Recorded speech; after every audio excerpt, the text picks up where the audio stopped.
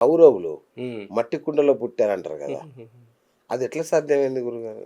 ఇప్పుడు అది కూడా మీరనే అప్పటి ఐవీఎఫ్ అనుకోవాలా అది? ఐవీఎఫ్. ఐవీఎఫ్ అనేది ఇప్పటిది కాదు. ఇదివరకు మట్టి కుండలో పుట్టలేదు వారు.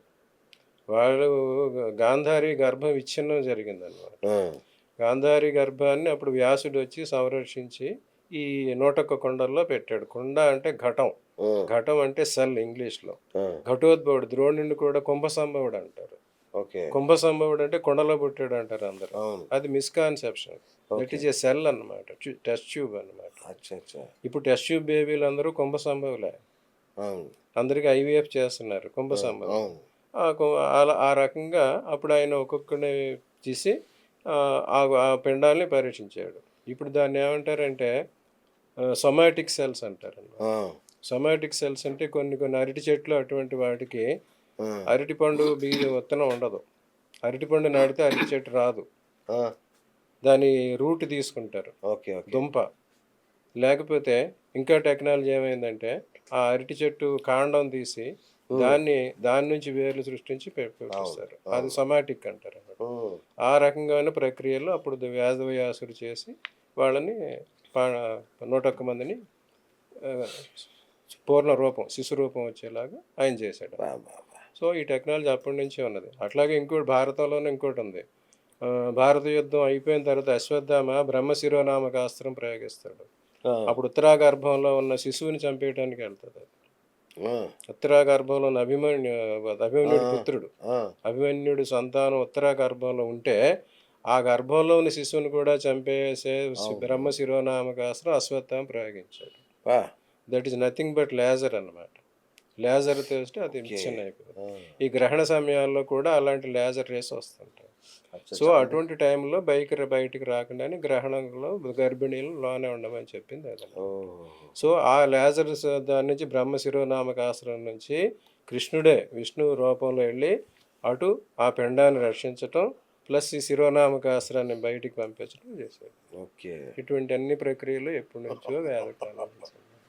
గురూజీ ఎంత ట్రై చేసినా, పూజలు చేసినా, డాక్టర్ల దగ్గరికి పోయినా, ఏం చేసినా కొందరికి సంతాన ప్రాప్తి ఉండదు.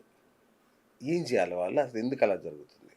ఇది అనపత్య యోగం చెప్పాం మనం. హ్మ్. ఫస్ట్ ఏ దైవ దూషణ, దైవ ధిక్కారం ఇటువంటి దైవానికి సంబంధించినయి, పితృ సంబంధం ఇద్దరికీ ఆ! అన్ని రకాలుగా పాపాలు చేసిన వాళ్ళకి ఇంక ఈడి వంశం ఉండకూడదు ఆ! అనే నిర్ణయానికి వచ్చినప్పుడు వారికి ఇటుకైన ప్రయత్నం వస్తది. ఓకే. సో, వాళ్ళు సద్గతులు పొందాలంటే ఆహ్, కూపస్తటాక మండూకం ఉద్యానం ఉద్యానం తదా జలదానమన్నదానంచ జలదానమన్నదానంచ అశ్వత్థారోపణం సప్తం. హ్మ్. ఏతత్ సర్వం సంతాన సమయేమివ అని.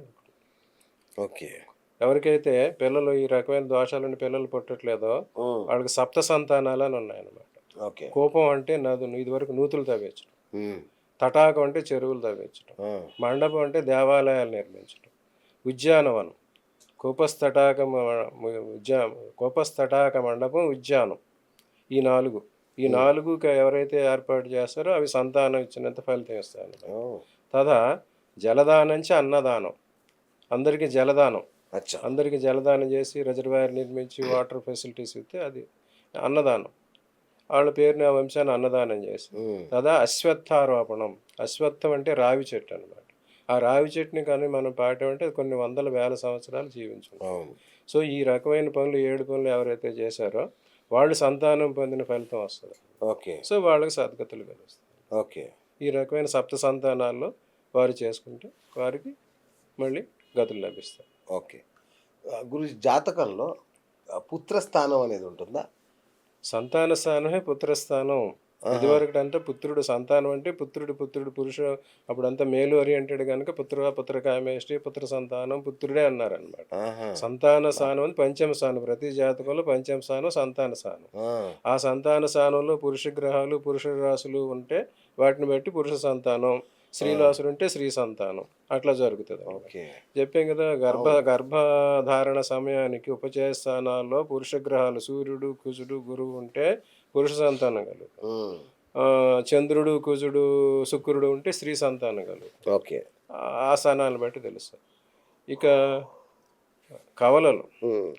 కవలలు పుడతారు. ట్విన్స్ అనమాట. హ్మ్. మీన మీనకన్య లగ్నాల్లో మీనకన్య రాశుల్లో సంభోగ సమయానికి గురువు బుధుడు కుజు శుక్కు చంద్రుల ప్రభావం ఉంటే కవలలు పడతారు, ఆడపిల్లలు పడతారు. అచ్చా ఓకే.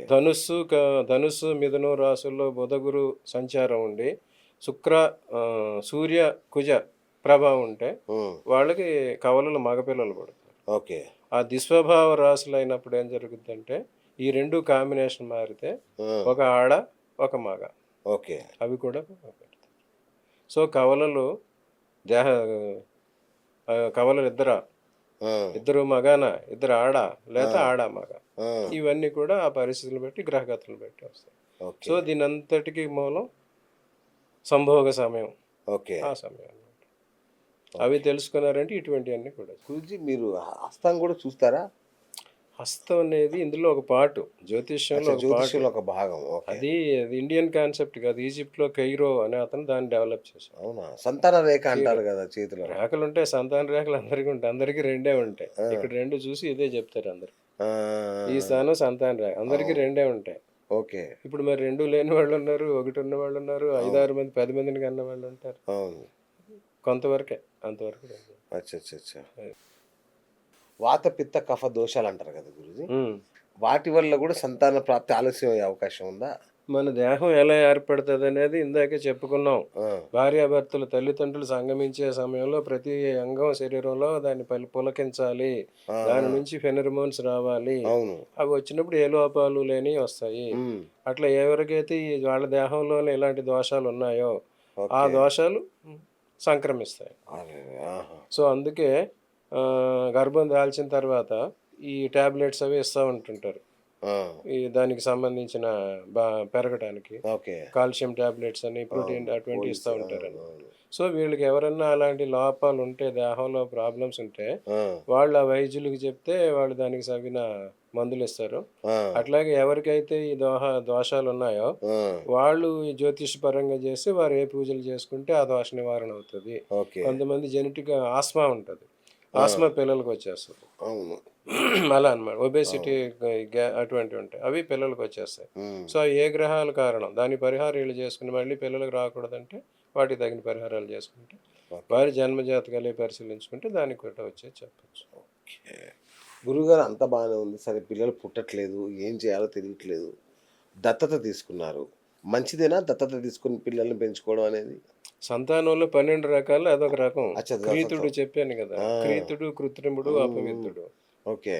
క్రీతుడు అంటే డబ్బులు ఇచ్చి కొనుక్కున్నవాడు, కృత్రిముడు అంటే ఎలిజిబుల్ అనమాట, అంత సమర్థుడైన కొడుకుని ఇంచుమించు అతను పెళ్లి వయసుకు వచ్చిన వాడిని దత్తం చేసుకోవటం అనమాట. అది అపవిత్రుడు అంటే అనాథ, ఎవరు లేని అనాథ శరణాలయానికి వెళ్ళి తెచ్చుకుని పెంచుకోవాలి. అవి ఒకటి.